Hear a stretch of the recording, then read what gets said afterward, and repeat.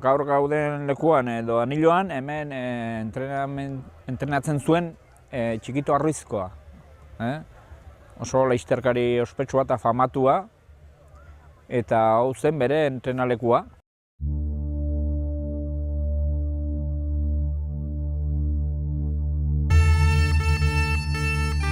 Hemen, korrika probaleku batean gaude,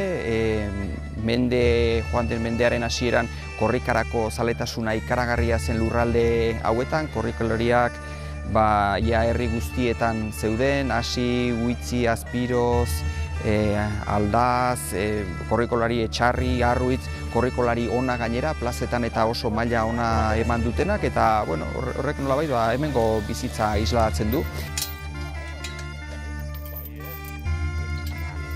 Gaurkoan Ondare Kultur taldeak lagunarteko herri kirol festa antolatu dugu, eta gure helbururen artean eremu naturalak berreskuratzea da.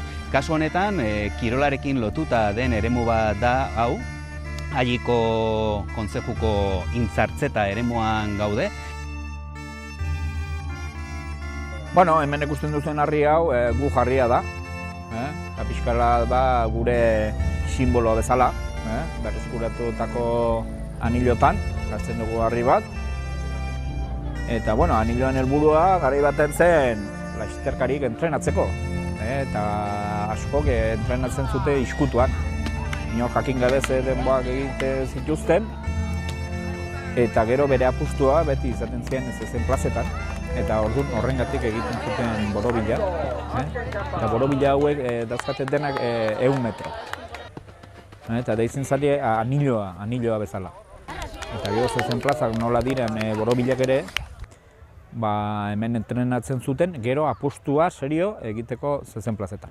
Kirolaria prest!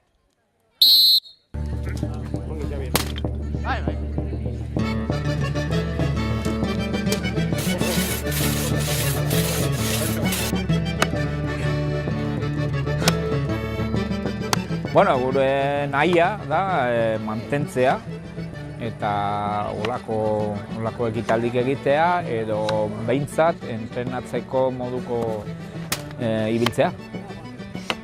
Iruditzen zait oso ekimen politea zen ematen du aukera Bailarako jendea elkartzeko eta udako egun batean elkartzea denok herri kirol saio bat egitea eta ondoren pintxo batzuk hartzea denen artean eta pixka denok elkarrekin egotea iruditzen zait oso politia.